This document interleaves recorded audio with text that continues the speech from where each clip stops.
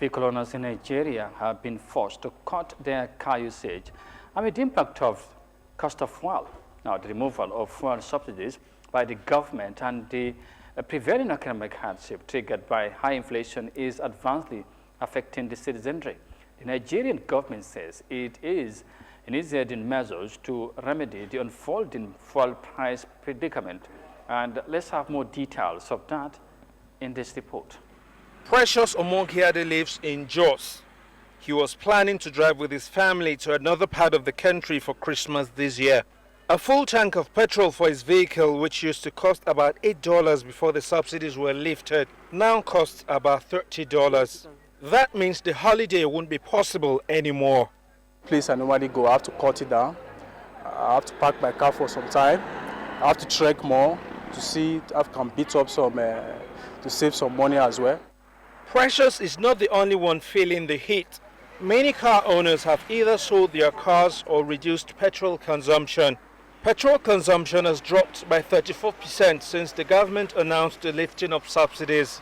It says the money saved will be invested into important national projects. The removal of subsidy is a good thing actually, because it's going to save us a lot of money and build infrastructures and the rest of them in the country. In the meantime, petrol prices are putting pressure on household budgets. Inflation in the country was 27% in September, up from 25.8% in August. Energy experts say petroleum products need to be refined locally for prices to fall.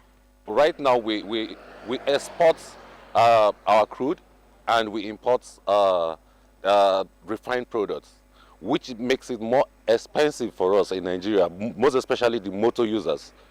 So it's more expensive, so a lot of us have parked our cars, prefer taking the public transport and the rest of them. But if the refinery is up and running, trust me, everything will be good.